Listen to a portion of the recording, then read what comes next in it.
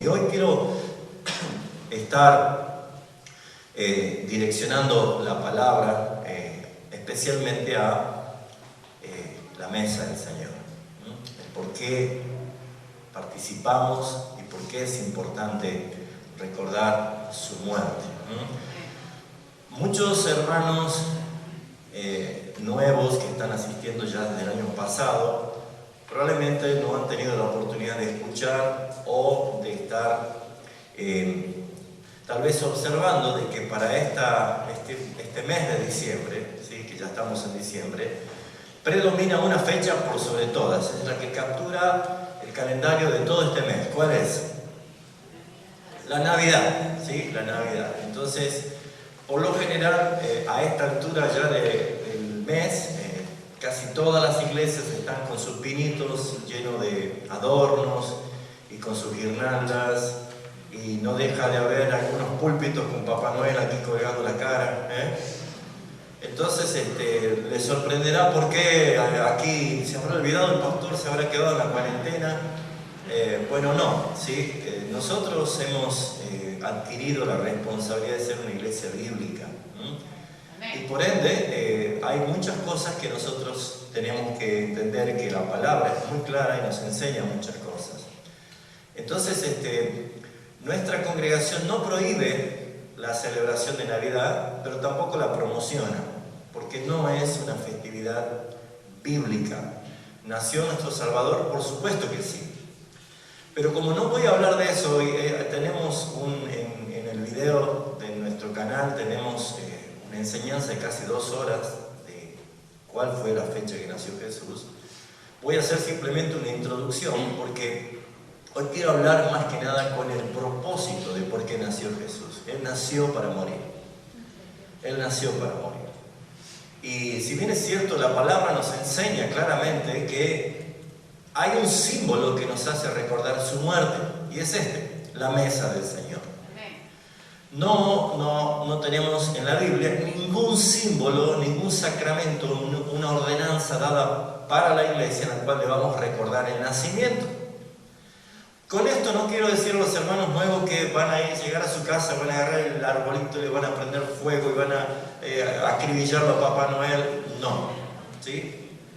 Seguramente el 25, el 24 se juntarán en familia, como lo haremos nosotros, como lo hacemos todas las veces, pero entendiendo, hermanos, entendiendo, no hay una prohibición. Pero sí queda claro que Jesús no nació un 25 de diciembre, ¿sí? Hay algunos predicadores y pastores que dicen que no hay evidencias bíblicas de cuándo nació. No es así. La Biblia es muy clara y enseña claramente, pero para eso hay que tomarse la tarea de ir a Levítico 23 y conocer cuáles son las 7 fiestas solemnes del Señor, no de nosotros, del Señor, que Él las establece. Y esas 7 fiestas solemnes nos llevan a nosotros a entender también la tarea sacerdotal y la distribución de la administración sacerdotal en el templo, que eran por grupos sacerdotales que cada quincena tenían que estar ministrando en el templo, y eso nos da un nombre, ¿sí? Un nombre de un sacerdote que en aquel momento, que es por herencia, el linaje sacerdotal se repite todo el tiempo en las generaciones venideras. Ese sacerdote que ministraba, que le tocaba una parte del servicio en el tabernáculo, termina siendo en el linaje uno de los parientes de Zacarías. ¿Quién era Zacarías? El papá de Juan el Bautista, ¿sí? Entonces tenemos muchas evidencias históricas que certifican cuándo nació Juan el Bautista. Juan el Bautista es el que nació 6 meses antes de Jesús. 6 meses antes de Jesús. Y la Biblia nos enseña, conforme a la fiesta y el calendario, que Juan el Bautista, al nacer en una fecha conforme a una de las fiestas solemnes, se puede entender que la anunciación de María llega diciéndole que Elizabeth ya está en su 6º mes.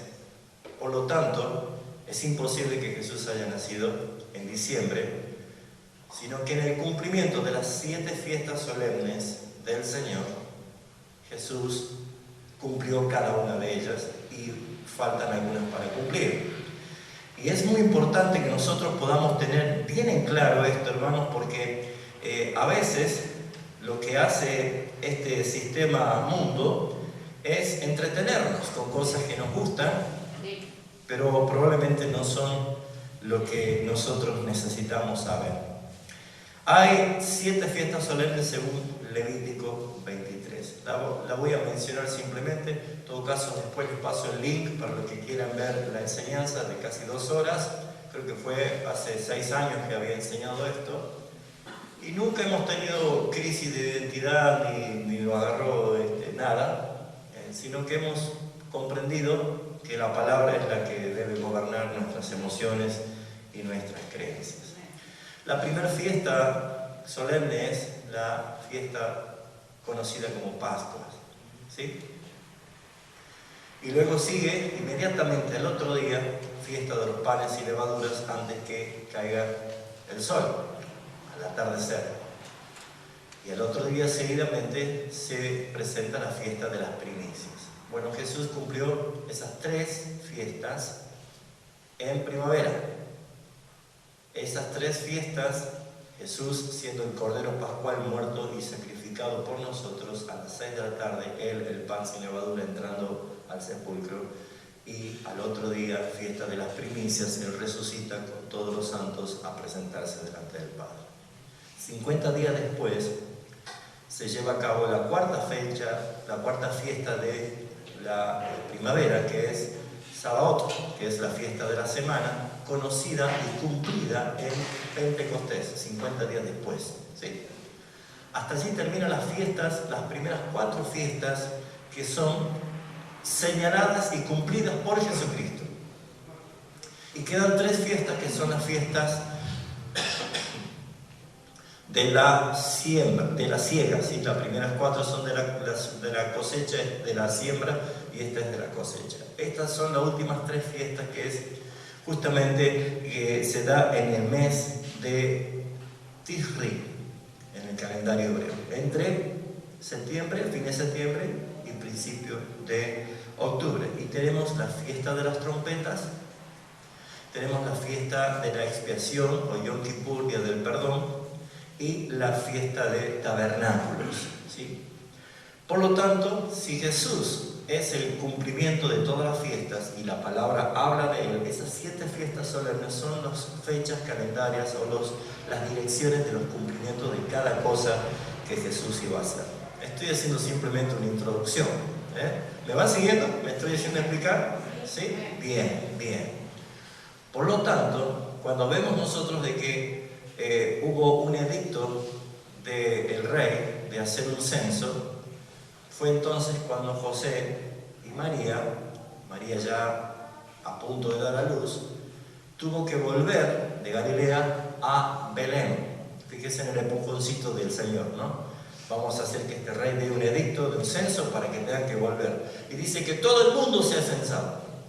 Por lo tanto, cuando ellos llegaron a Belén para el censo, primero, no es posible que sea en diciembre el censo porque es en pleno invierno. Y el pleno invierno, ustedes habrán visto cantar de los cantares que dice han cesado las lluvias, el invierno se fue. ¿Por qué? Porque el frío es intenso, no iba a haber movimiento de gente, ni siquiera pastores cuidando ovejas en la vigilia de la noche en pleno invierno. Así que hay suficientes evidencias. Pero ¿qué festividad llegaron ellos? Bueno, todos nosotros habremos visto o habremos armado alguna vez ese pesebre viviente, o el pesebre, mejor dicho, bajo el arbolito, que está Jesús, José, María, ¿y qué más está allí? Un angelito colgado del techo, con una estrella así de grande, ¿y qué más? Los animales en el establo, la vaca, el chanchito y la gallinita, todo, ¿no? Y decimos es el establo allí en el pesebre. Bueno, mis hermanos, eso tampoco dice la Biblia. Lo que nosotros vemos como la palabra pesebre es lo que se trae, la tradición judía de la festividad del Sukkot era una azúcar. ¿Y qué es una azúcar? Es una choza que se hacía con palmeras, con pajas. Se hacía una choza, ¿para qué? para recordar en la fiesta de Sucot por 7 días lo que había vivido el salir de Egipto en la transición del desierto. Entonces, cuando llega José y María y no había lugar en el mesón a causa del censo y de la fiesta de Sucot, ellos no fueron tan malvados los vecinos e inhumanos dejar que vayan a tener un hijo allí en un establo con animales, no, sino que ellos fueron a un azúcar, ¿sí? No había chanchito ni vaquita ni nada. Era un lugar donde se preparaba para la celebración del Sucot. Por eso que tenía 7 días después de hacer fiesta del tabernáculo, donde había una expresión de gozo. Entonces, cuando Jesús nace, se cumple principalmente lo que dice, por ejemplo, el Evangelio de Juan, capítulo 1. Estoy haciendo simplemente introducción. Juan, capítulo 1, nos enseña el versículo 14, diciendo: y aquel verbo fue hecho carne y habitó entre nosotros. Habitó entre nosotros. En algunas traducciones dice: y Jesús tabernaculizó, ¿sí? O sea, hizo tabernáculo con nosotros. Y esto de hacer tabernáculo tiene algo, un porqué y una explicación de por qué Jesús vino, habitó con nosotros e hizo tabernáculo con nosotros. Para eso tenemos que ir nosotros a Éxodo capítulo 25 para darnos cuenta de dónde viene todo esto. Y cuando Jehová Dios estaba dándole a Moisés las direcciones de los mandamientos y de cada uno de los detalles de las cosas que se iban a hacer, una de las cosas que Dios le dice a Moisés que él quería que le haga un tabernáculo para él. El capítulo 25, versículo 8 dice: y harán un santuario para mí. ¿Y qué dice allí? Habitaré en medio de ellos. Hablando de Jesús encarnando, viniendo a habitar con nosotros, conforme a todo lo que te muestre el diseño de, ¿qué dice? Del tabernáculo y el diseño de todos los utensilios. Por lo tanto, el nacimiento de Jesús no es un accidente, sino que es un plan. Un plan detalladamente organizado, un plan verdaderamente excelente. Por eso, mis hermanos, nosotros tenemos que tener muy en cuenta lo que el apóstol Pablo en Colosenses capítulo 2, versículo 8, mueva esos dedos, hermano, vamos a buscar en la Biblia bastante. Colosenses capítulo 2, versículo 8 se nos enseña una advertencia. ¿Por qué? Porque Pablo le escribe a los creyentes en Colosas, y ellos eran creyentes que tenían una gran tradición y gran influencia griega. En Colosas eran amantes de las filosofías, amantes del saber, y por lo tanto eran ellos muy amenazados permanentemente a desviarse por distintas cosas que no es lo que el Señor quiere. Por eso dice: mirad. Esa palabra mirad es una advertencia a prestar atención. Y dice: mirad que nadie os engañe por medio de filosofías y huecas sutilezas, según las tradiciones de los hombres, conforme a los rudimentos del mundo y no según Cristo. Entonces, esta advertencia para nosotros sigue vigente. Cuidado, no sean engañados por filosofías, por sutilezas, por tradiciones de este mundo, y no según Cristo. En este sentido, nosotros tenemos que ver que si somos creyentes del Señor, Jesucristo dijo en Juan capítulo 7, versículo 38, usted dirá: ¿qué le pasa al pastor con la Biblia hoy? Juan capítulo 7, versículo 38, ¿sí? Es que ya con la cuarentena algunos se olvidaron hasta del índice, hermano. Entonces hay que hacer un ejercicio. Juan 7, 38, Jesús dice lo siguiente: el que cree en mí, ¿usted cree en el Señor? Amén. Amén. Dice Jesús: el que cree en mí, coma, ¿la vea la coma allí? Sí. Dice, como dice la Escritura, coma, entonces de su interior correrán ríos de agua viva. Jesús dice: si usted va a creer en mí, no crea como le enseña Coca-Cola con el Papá Noel rojo. No crea como le enseña la Iglesia romana desde el concilio del 325, porque es la que cambia todas las fechas, es la que cambia incluso el calendario. Nosotros tenemos un calendario solar que es gregoriano y la Biblia se mueve por un calendario lunar. Entonces, hermanos, no estoy diciendo ni que judaicemos, no estoy diciendo que festejemos las 7 fiestas solemnes, ni que comamos pan sin levadura, no, pero simplemente creamos en Jesucristo, como dicen las Escrituras, porque la Escritura habla de Él y debemos aprender de Él. Pero resulta ser de que estamos en un tiempo en el cual, a mí en lo personal, me sigue sorprendiendo que hay iglesias de sana doctrina, incluso iglesias reformadas, que tienen una muy buena teología, pero a la hora de llegar a este punto, la tradición es tan fuerte que se intenta acomodar de muchas formas. Porque yo creo que las vacas sagradas Dios las hace hamburguesas cuando vamos a la palabra. Y este es el punto en el cual nosotros tenemos que ver cuál es el sentido de esa Navidad. Usted verá que ya el espíritu navideño está en las calles.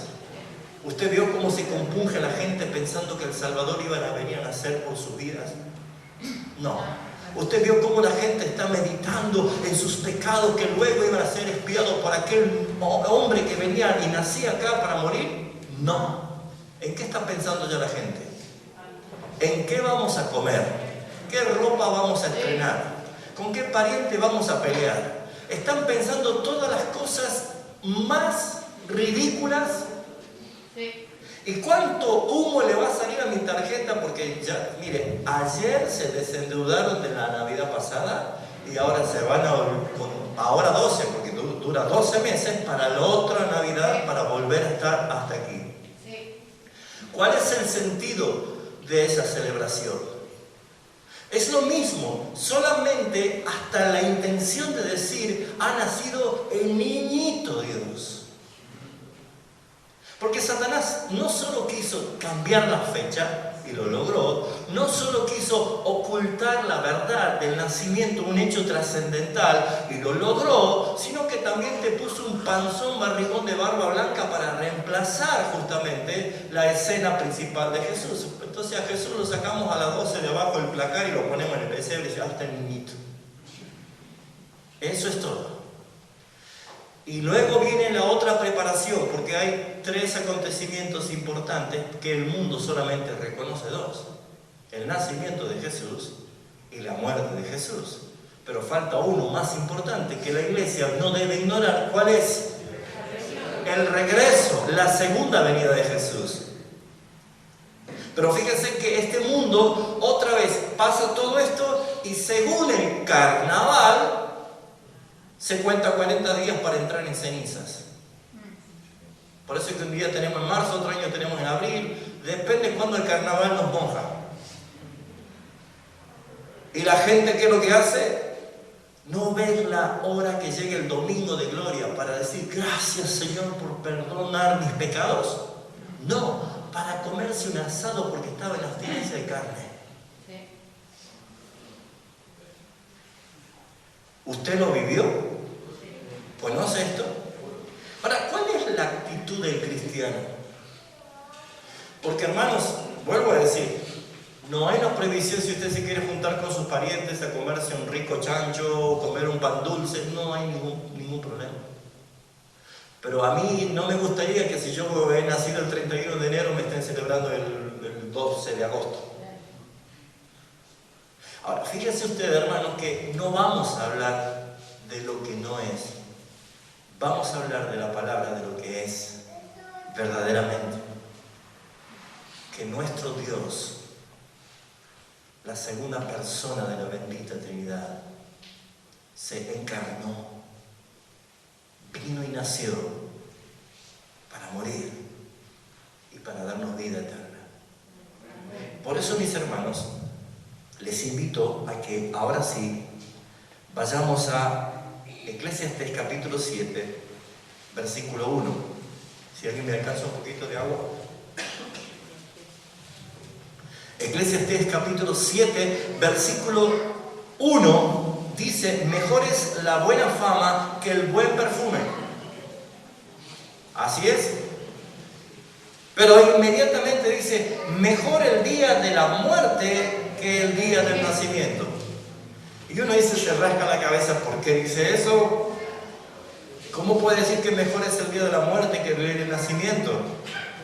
La muerte ha sido mencionada por la boca de todos los seres humanos del planeta Tierra en este año, ¿sí o no? Y como para coronar la muerte de un exfutbolista que poco tiene de admiración personal, pero ha hecho que haya una conmoción mundial por la muerte. Y todos nosotros nacemos y por instinto queremos vivir. Si es cuestión de atragantarse con una cascarita de pan, inmediatamente estiramos los brazos y abrimos los ojos buscando oxígeno porque instintivamente queremos vivir. El que nace, nadie quiere morir. Hasta nosotros estamos orando por hermanos que han estado y están enfermos porque anhelamos que siga viviendo. Pero hay uno que vino con el propósito de nacer para morir. Cosa que trajo seguramente a los soldados romanos gran sorpresa de que él no estaba luchando para no ser clavado a la cruz, sino que verdaderamente él dijo, ustedes no me quitan la vida, yo la pongo. Amén. Yo la entrego. Porque él vino para esto. Pero fíjense ustedes que mejor es el día de la muerte que el día del nacimiento. Cuando uno nace, comienza, pero cuando uno muere, culmina la etapa de su vida. Y es entonces donde uno puede verdaderamente evaluar lo que ha sucedido. Y esto nos debe llevar a nosotros a meditar muy profundamente en que si la gente solamente piensa en la Navidad como un hecho festivo, sin darse cuenta de lo que realmente la palabra enseña, de lo que es Jesucristo, y lo que hizo nuestro Señor, nunca podremos entender de que nosotros no fuimos redimidos cuando Él nació, sino cuando Él murió.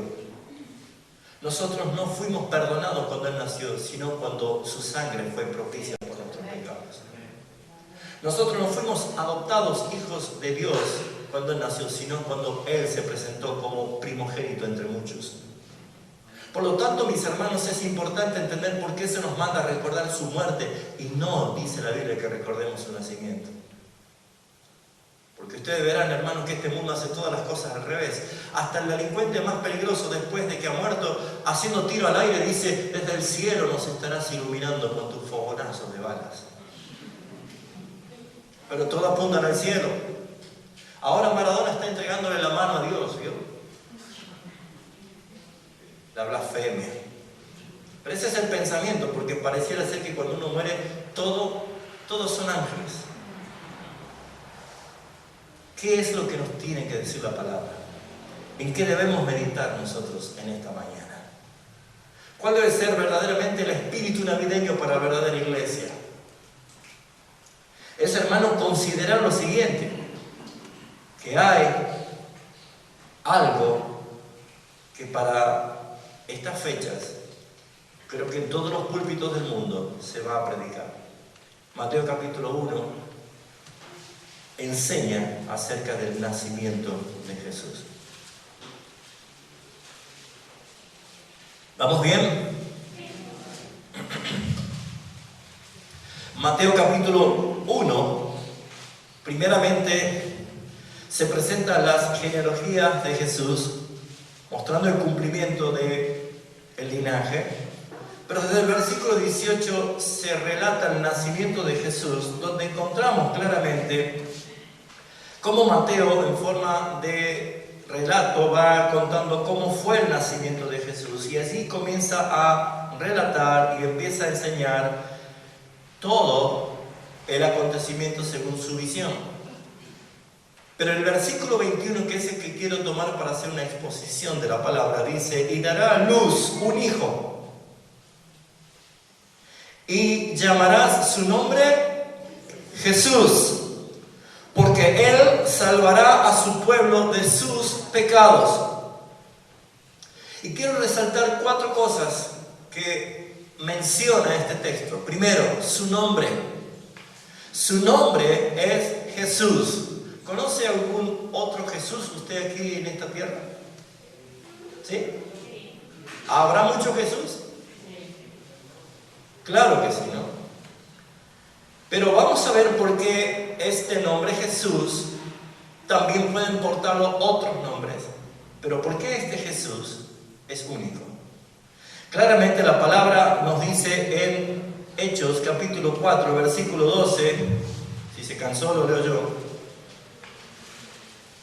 En el discurso de Pedro afirmando justamente esta verdad, dice, y en ningún otro hay salvación. Hechos 4, 12. En ningún otro hay salvación. Porque no hay otro nombre bajo el cielo dado a los hombres en que podamos ser salvos. Por lo tanto, el nombre de Jesús es tan importante porque está direccionando a un propósito. En ningún otro hay salvación. Por lo tanto, si usted no conoce este nombre, o alguien no conoce este nombre, probablemente no conoció la salvación. Pero dice, no hay otro nombre. Jesús es un nombre derivado del hebreo que tiene la familiaridad del nombre Josué o Joshua. Y de ahí se transforma la palabra Yeshua, que tiene un significado muy claro, que significa Jehová salva. Jehová salva. Volviendo a Mateo 1, 21, encontramos que dice, llamará su nombre Jesús, porque Jehová salva. Pero no es que el ángel cuando estaba haciendo la anunciación se confundió y le puso un nombre que no era, porque dice, llamará su nombre Jesús, y el versículo 23 dice, he aquí una virgen concebirá y dará a luz un hijo y llamará su nombre Emmanuel, que traducido es Dios con nosotros. Pues no se confundió el ángel. Su nombre es Jesús, su nombre es Emmanuel, es admirable, es consejero, es príncipe de paz, es Padre eterno. O sea, la palabra describe en el nombre de Jesús porque Dios, Jehová, salva. Por lo tanto, mis hermanos, este nombre es precioso. Y por eso una de las cosas que nosotros podemos ver es que blasfemar el nombre del Señor es un pecado. Y por eso es que nosotros tenemos que tener su nombre en alta estima, porque su nombre, por más que muchas personas lo porten, es único. Y no por las personas, sino por la misión. Lo primero que vemos nosotros es el nombre. Y lo que vemos es que no cualquier Jesús, sino este. ¿Por qué? Dice el versículo 21, llamará su nombre Jesús porque Él, no todos los que se llaman Jesús, sino Él. No hablamos de Jesús el vecino, no hablamos de Jesús el futbolista, no hablamos de Jesús el empresario, hablamos de Él. Y la Biblia es muy clara, señalando a este Jesús. Él. Por lo tanto, nosotros vemos que su nombre lleva implícita la misión. Así que el primer punto que quiero resaltar del versículo es su nombre. Su nombre es precioso. Su nombre es salvación. Su nombre es Jesús. ¿Ya conoces a Jesús? Lo segundo es su misión. Primero es su nombre, lo segundo es su misión. ¿Cuál es la misión? Dice allí, salvará. La misión de Jesús es salvar. Él no nació en este mundo para venir a ver cómo estaba su creación. Él no vino al mundo para venir a conocer desde la perspectiva humana cómo era subir a un cerro o navegar en el mar. No. Jesús no vino con ninguna otra misión más que salvar. Así que poco tiene de estas fiestas paganas, comerciales, de esta verdad bíblica. Se canta villancicos, se dicen tantas cosas, y es verdad, es muy lindas las letras. pero verdaderamente todos saben cuál es la misión que Jesús vino a este mundo. ¿Por qué se encarnó? Él vino a salvar. Ese es el motivo principal. ¿Por qué? Porque hay un plan eterno. Porque hay un plan de redención. Porque hay un acuerdo divino de Dios en tres personas. Dios Padre, Dios Hijo y Dios Espíritu Santo, relacionados en una sola intención: salvar. Salvar. La palabra dice que Él no vino a condenar, Él vino a salvar. ¿Por qué no vino a condenar? Porque todos están condenados por sus delitos y pecados. Todos merecen la muerte, todos merecen la eternidad en el infierno. No hay uno que sea justo. Pero sin embargo, el corazón amoroso de nuestro Padre Celestial, el plan eterno de redención, la soberanía de Dios en pleno decreto ha establecido justamente de que en una fecha señalada viniese el Salvador. Gálatas capítulo 5 nos enseña esta verdad, 4. Gálatas capítulo 4.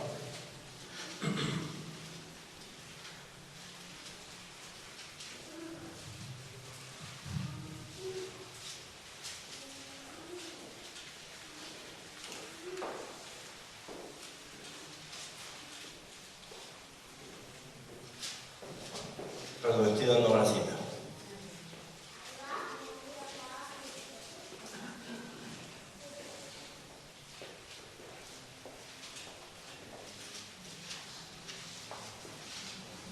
Bueno, les digo la cita que la sé de memoria, yo quería que la lean. Si alguien me ayuda. Cuando vino el cumplimiento de la ley. 4, ahí está. Pero cuando vino el cumplimiento de la ley, había puesto 4, no puse el versículo. Cuando vino el cumplimiento de la ley, del tiempo, Dios envió a su Hijo, nacido de mujer y nacido bajo la ley, para que redimiese a los que estaban bajo la ley, a fin de que recibiésemos la adopción. Por cuanto sois hijos, Dios envió a vuestros corazones el Espíritu del Hijo, el cual clama: Abba, Padre. Así que ya no eres esclavo, sino eres, ¿qué cosa? Hijo. Y también heredero de Dios por medio de Cristo. Qué grandiosa la misión de nuestro Señor. Si tan solo pudiéramos meditar que en estas fechas la gente debería saber esta verdad, pero no lo hace porque ¿cómo creerán si no hay quien les predique? Y los que portan la verdad están entretenidos en cosas que este sistema mundo les hace ver y pensar y meditar. Pero la palabra nos está llevando a ver que cuando vino el cumplimiento del tiempo, no fue cualquier momento, no fue cualquier situación, era en el momento prefijado, el momento preestablecido. El Señor envió a su Hijo para redimir, para salvar. Por eso, mis amados hermanos, verdaderamente el Señor vino a hacer tabernáculo, para que haya una relación entre Dios y su pueblo. 1 Corintios capítulo 15, versículo 3, nos enseña claramente en la palabra que la Escritura resalta esta verdad. 1 Corintios 15, 3 dice: porque primeramente os he enseñado lo que asimismo recibí, dice el apóstol Pablo, que Cristo murió por nuestros pecados conforme a las Escrituras. Esa es la verdad escritural. La misión de Jesús fue salvar. Primera de Pedro 3:18, vemos nosotros algo extraordinario que nos lleva a nosotros también a meditar. Primera de Pedro 3:18 dice: pero también Cristo padeció una sola vez por los pecados, el justo por los injustos, para llevarnos a Dios, siendo la verdad muerto en la carne, pero vivificado en el Espíritu. Bendito sea su nombre.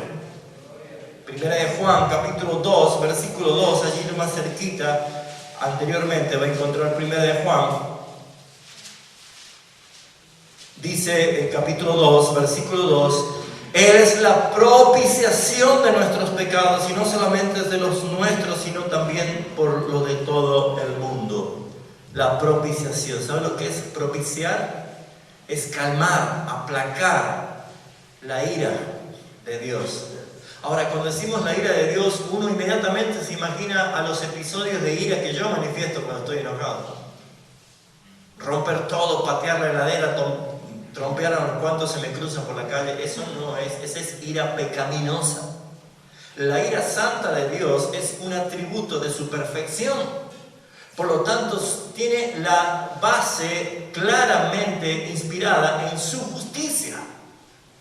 Cuando hay alguien que infringe su ley, la acción de ese pecado provoca la reacción de su justicia, que es el justo juicio de Dios y la ira santa de Dios para los que con toda maldad y con toda intención provocan a Dios deteniendo la verdad.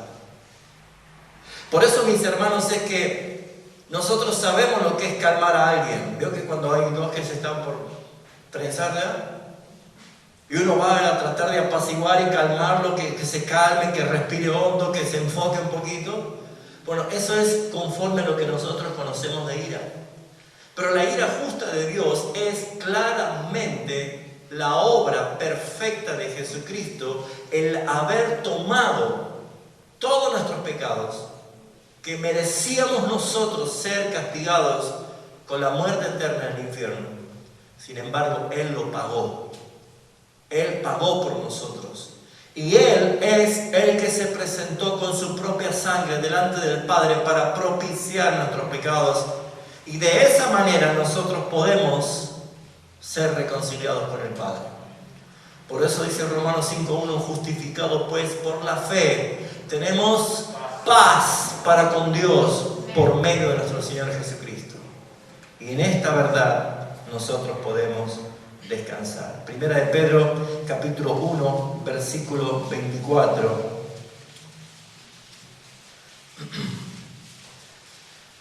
Nos corrobora que esto es verdad, porque toda hierba, toda carne es como hierba y toda gloria de hombre como flor de harina. La hierba se seca, la flor se cae, mas la palabra del Señor permanece para siempre. Y esta es la palabra por el Evangelio que os ha sido anunciada. ¿Qué está diciendo? Mire, todo lo demás no tiene sustento, pero lo que usted está escuchando es eterna, porque es de la palabra del Señor. Así que, mis hermanos, no es mi intención arruinarle la Navidad. Si usted se había comprado el traje rojo con la barba hágalo si quiere, pero no tiene nada que ver con nuestra salvación. No tiene nada que ver. No critico, pero tampoco promuevo. Pero si hemos de ser una iglesia bíblica, por lo menos tratemos lo posible de practicar. Así que, mis hermanos, aquí en esta congregación, Papá Noel no se lleva la gloria. Es Jesucristo. Porque a Él miramos lo que la palabra nos enseña. Él es el Salvador que vino a salvar. Su nombre es Jesús. Su misión es salvar. Y lo tercero, su objetivo. ¿A quién va a salvar? Capítulo 1 de Mateo, versículo 21 nos dice que Él salvará a todo el mundo. Dice claramente que Él salvará a su pueblo. Y usted dirá, uy, estamos fritos nosotros, tucumanos, argentinos. Si está hablando de Israel, su pueblo. Tampoco, mis hermanos. El dispensacionalismo ha hecho una ensalada de la cabeza de muchos cristianos y debemos nosotros entender que Dios no tiene dos pueblos, Israel y la iglesia. No es bíblico eso. El Señor tiene un solo pueblo, de escogidos entre judíos y gentiles. Aleluya, ahí entramos nosotros. Pero un solo pueblo que ese pueblo tiene como base la soberanía de Dios, la elección incondicional de Dios, desde antes de la fundación del mundo, como lo dice claramente Efesios 1:4, escogidos antes de la fundación del mundo. Y esta elección es una elección claramente que identifica al pueblo de Dios como un pueblo, una nación multiétnica. Porque es Juan en la isla de Patmos cuando ve el cielo abierto y ve la adoración celestial a Cristo sentado en su trono, a los seres vivientes, a los ángeles, a los 24 ancianos, también vio una multitud incontable, millones de redimidos por la sangre del Cordero, y dice de toda tribu, lengua y nación. Todo ese pueblo de Dios son todos y cada uno de los que el Padre escogió desde antes de la fundación del mundo. Usted y yo fuimos escogidos desde antes de la fundación del mundo y no lo sabíamos. Por eso, mis hermanos, es que Jesucristo no murió para salvar a todos los hombres. Él murió para dar garantía de salvación a un pueblo escogido por el Padre. Esto es un golpe al hígado para el ego, para aquellos que creen que pueden hacer algo para salvarse. Y no es así. Él vino a salvar a su pueblo, porque su muerte fue suficiente para salvar a todo hombre, pero es eficaz únicamente para salvar a su pueblo. ¿Podría haber hecho así Jesús y salvaba a todos los seres humanos? Por supuesto, es Dios. Pero sin embargo, Él vino a salvar a su pueblo. ¿Saben por qué, mis hermanos? Porque claramente todos pecaron. Pero entre todos los que pecaron, había un pueblo escogido por Dios Padre. Y ese pueblo debía ser llamado, santificado, justificado, purificado, regenerado.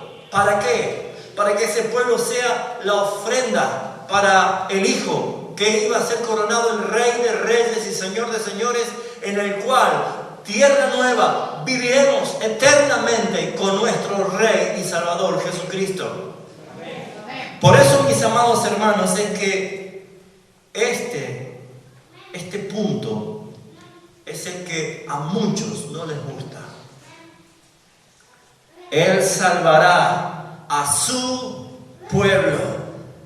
La pregunta es clara: ¿quiénes serán salvos de la condenación de su pecado? ¿A quién va a salvar Jesús? Por lo tanto, ¿quiénes serán salvos de la condenación? No tenga miedo, diga su pueblo. Ahora la pregunta ¿es usted parte del pueblo de Dios? ¿Es usted un escogido de Dios? ¿Es usted alguien que su nombre estaba escrito antes de la fundación del mundo en el libro de la vida? ¿Cómo lo podemos saber, pastor? Porque en algún momento a todos nos entró la duda, como a mí, y no una, muchas veces. Porque si no existiese ese texto que Jesús dice: no todo aquel que me dice Señor, Señor, entra al reino de los cielos, no importa que haya predicado en mi nombre, echado fuera demonios, haya hecho milagros, no los conozco, estaríamos chochos. Pero ¿qué me da a mí certeza? ¿Qué me da garantía a mí de mi seguridad de que soy un escogido, que pertenezco al pueblo de Dios? Principalmente es cuando Dios Padre revela el misterio de la cruz. Y nadie puede morir si no nace primero. Y para eso nosotros tenemos que entender por qué el sacramento de la Santa Cena es tan importante, y no es simplemente para tomar un poco de vino y comer pan, sino entender que Jesucristo es Dios que se encarnó para nacer con el objetivo de salvar a su pueblo para siempre en la cruz del Calvario. Así que si el Padre te revela el misterio de la cruz, y si el Padre te da convicción de tus pecados a través del Espíritu Santo, y si puedes recibir como un regalo la fe para creer y el arrepentimiento para vida eterna, pues entonces, hermanos, usted es un escogido. Pero no porque lo diga, no porque usted haga algo, sino porque cada vez que usted ve una cruz vacía, se dé cuenta de que su vida está así de limpia por los méritos de Jesucristo en la cruz del Calvario. Así que, mis hermanos, Jesús es un hombre. Su misión es salvar. Su objetivo es a su pueblo. Y lo que revela el versículo 21 también es su poder para destruir al pecado. ¿De qué nos salva? De sus pecados, que nos expone a la condenación eterna y a la ira de Dios. Pero claramente vemos nosotros de que aquí hay verdad en la encarnación, en el nacimiento de Jesús, en su vida intachable, porque esos 30 años que no dice la Biblia qué pasó, porque Él nace hasta los 8 años, lo vemos, hasta los 8 días presentado en el templo. ¿Se acuerdan de Simeón? Y a los 12 años allí dando cátedra a los doctores de la ley. Pero después no lo vemos a Jesús en la historia, en el relato de ninguno de los evangelios. Nadie puede decir qué hizo Jesús, pero creo que es suficiente para entender que Él estaba viviendo la vida que nosotros no vivimos jamás. Porque no solo se nos imputa su muerte en justicia, sino también su vida.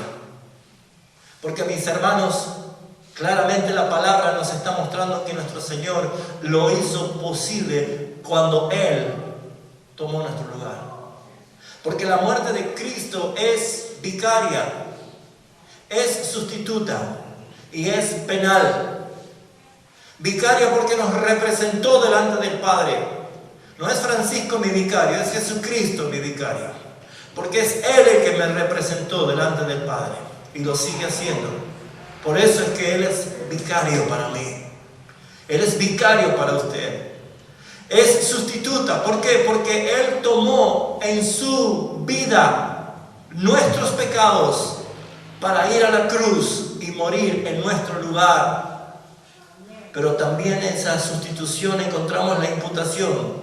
Que no solo mis pecados fueron imputados a su cuenta, sino que cuando Él logró eterna redención, el perdón de los pecados y la justificación, esa justicia que Él la ganó, la imputó a nuestra cuenta. Por eso nosotros fuimos justificados, no por obras que nosotros hayamos hecho, sino por la obra lograda en Cristo Jesús. Por eso, mis amados hermanos, es que es extraordinario ver que la muerte de Cristo como vicaria nos representó delante del Padre. La muerte de Cristo como sustituto hizo la imputación, mi vida por la de Él y la de Él por la mía. Pero también su muerte fue penal, porque dice la palabra que la paga del pecado es la muerte. El que peca debe morir. ¿Con qué se paga el pecar? Con la muerte. Y Jesús, que no cometió un pecado, ni de acción, ni de omisión, ni de pensamiento, ni siquiera de la intención. Él tomó nuestros pecados. El Padre lo hizo pecado, al que no cometió pecado. ¿Para qué? Para destruir en la cruz del Calvario el cuerpo del pecado, para siempre. Por eso, mis hermanos, cuando usted tome de esa copa, está dando testimonio que la sangre de Jesucristo es eficaz para limpiar todos los pecados. Digo conmigo, todos los pecados. No, algunos no, ¿no es cierto? Pasados, presente y futuro. Nosotros, por nuestra incapacidad natural, no podemos entender la magnitud de esta victoria. Pero cuando estemos en gloria, conoceremos cómo fuimos conocidos. Entenderemos. Bendito es su nombre. Por eso, mis hermanos, es que cuando Él pagó la deuda, cuando Él en la cruz del Calvario gritó consumado es, Cuando Él dijo tetelestai, ¿qué quiere decir? Ya no hay deuda, la deuda ha sido cancelada, ya no hay condenación para el que está en Cristo Jesús. No hay nada creado que nos pueda separar de su amor eterno. Mire, el Creador dice, no existe ninguna cosa creada. El Creador dice, no existe ninguna cosa creada que nos pueda separar de Él, de su gran amor. Por eso mi exhortación es para los hermanos de esta congregación que me toca pastorear. Pues hermanos, deje de estar como Sansón, coqueteando con la tentación y el pecado. Deje de estar apoyando su cabeza sobre las piernas de Dalila porque le van a cortar el cabello y va a perder toda su fuerza. Mire, Sansón se acostó sobre las piernas de Dalila y murió. Tuvo ceguera, quedó ciego. Juan acostó su cabeza sobre el pecho de su Señor y tuvo una revelación. Se le abrieron los ojos. ¿A dónde estás poniendo tu cabeza? Hermanos, usted puede entender que conforme a la palabra y conforme al cumplimiento exacto de su palabra, estamos muy cerca del advenimiento de nuestro Señor. El tercer acontecimiento más importante está muy pronto a suceder. Por eso que en esta mesa hay esperanza, porque Él dijo, yo no comeré más de este fruto y de este pan, no beberé más de este jugo de la vid, sino hasta que lo hagamos juntos conmigo en mi reino. ¿Puede entender la proximidad que estamos teniendo? Hermanos, disfrute de poder participar, porque en lo personal creo que no vamos a tener demasiado tiempo para tener esta libertad. No vamos a tener demasiado tiempo. Y no diga que no se los avisé, porque esta pequeña demostración disciplinaria de Dios para el mundo con esta pandemia ha hecho de que muchos hermanos que congregaban ya no quieran saber nada. ¿Por qué? Porque su ídolo era esta cajita que se llama iglesia y no Jesucristo. Porque si no hay donde congregar, entonces ya no vamos. Mis hermanos queridos, prepárese, porque la Escritura dice que la iglesia va a sufrir antes que venga Cristo. Va a padecer. Y no quiero arruinarle su fiesta. Quiero llevarlos a que si de pronto tenemos que volver a congregarnos en casa o en grupos familiares a escondidas, no importa. O si tenemos que ser nosotros ejecutados por el nombre de Jesucristo, es lo más glorioso que nos puede pasar.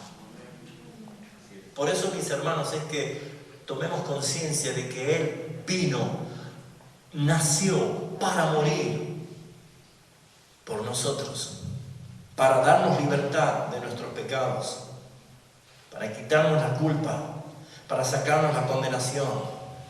Por eso, mis hermanos, es muy importante que nosotros abracemos esta verdad y no nos dejemos mover muchas veces por nuestras propias emociones. Hace un par de domingos el pastor había predicado de la oración de Juan 17, ¿se acuerdan? Y cuántas veces resaltaba que el mundo nos va a aborrecer. Y saben, hermanos, llegaba a esta conclusión mientras lo escuchaba el pastor, de que muchas veces nosotros estamos direccionando, especialmente a los jóvenes, no se metan en el mundo, no se metan en las cosas del mundo. ¿Saben? Si usted es un hijo de Dios, el mundo los va a sacar. Porque usted no pertenece allí. Pero si hasta acá el mundo no te vomitó, si hasta acá el mundo no te está teniendo entre cejas, cuidado. No vaya a hacer cosa que el que no te tiene en cuenta es el Salvador. Por eso es que yo te invito en esta mañana a que medites principalmente en tu salvación. ¿Por qué dices tú que eres salvo? ¿Cuál es el motivo en el cual tú vienes a adorar al Señor? ¿Saben cuántas personas vienen por motivos equivocados al Señor? Vengo para dar gracias al Señor porque Él me sanó. Vengo a dar gracias al Señor.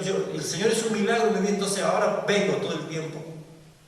O vengo porque el Señor sacó a mis hijos de la droga. o porque antes era una persona malvada y ahora soy otra persona. Pero ¿cuántos son conscientes que vienen a Jesucristo convencidos de que sus pecados los llevaban a ser merecedores del infierno y ser encontrados con su gracia, con su misericordia? ¿Cuántas personas vienen a la iglesia con motivos equivocados, hermanos? Como allá afuera no encuentro novia, vengo a la iglesia y acá me pongo de novio, me caso y me la llevo afuera. ¿Cuántas personas frustradas en el mundo se hacen famosos aquí? Mediocres en el mundo, famosos en la iglesia. ¿Por qué? Porque toman la plataforma de la iglesia simplemente para satisfacer sus concupiscencias. A los tales el Señor los va a separar para su izquierda. A los tales el Señor los tiene hastiados. Y no piense que no hay juicio porque se retarda, sino que hay un día que Él ha establecido, en la cual Él juzgará a todos conforme a sus obras. Así que mis hermanos, cada día que va pasando, cada momento que va quitando hojas del calendario, usted debe meditar principalmente quién es usted y quién es el Salvador. Por eso es que yo te animo en el nombre de Jesucristo, amada iglesia, amado hermano, que si en tu corazón todavía está esa incertidumbre, si eres salvo o no eres salvo, yo te animo en el nombre de Jesucristo que medites por primera vez que Dios se encarnó, nació en este mundo, vivió intachablemente para que tú puedas conocer la redención en la cruz del Calvario y que Él es propicio de tus pecados. Yo te invito en el nombre de Jesús a que abandones tus vicios, a que abandones tus malos hábitos, a que le permitas al Espíritu Santo purgar tu boca sucia, tus reacciones violentas. Hasta hay personas que se dicen cristianos y golpean a sus esposas y estafan con el dinero a otros. Hermanos, si esto no te hace abrir los ojos, ¿cuándo lo abrirás? Como el rico en pleno infierno cuando abrió sus ojos y vio que estaba en tormento. La Biblia dice que hoy es día de salvación. Y no voy a dejar de predicar el Evangelio dentro de la iglesia y fuera de la iglesia. Porque aún dentro de la iglesia hay muchos que dicen Señor, Señor, pero aún no le conocen. Porque hermanos, la reacción es otra, la vida es otra, la actitud es otra. El que tiene al Hijo tiene vida, dice la palabra. Y el que no tiene al Hijo no tiene vida. Por eso, mis hermanos, es que es hora de empezar a hacer las cosas como el Señor nos manda. Y si usted no puede y siente, hermano, que está vacío, sabe, hermanos, usted puede decirle, sálvame, Señor. Sálvame, Señor. Sálvame. Hermano, usted no necesita que el pastor le esté dando ánimo. Usted no necesita que se le esté entreteniendo. O que pongamos el pianito y lo hagamos llorar un poco para que su emoción lo haga sentir que está bien. No sirve. La plenitud está en Jesucristo. En Él. Por eso, mi hermano, abstráigase de todo lo que este sistema mundo le quiere perforar la cabeza. Use el casco de la salvación.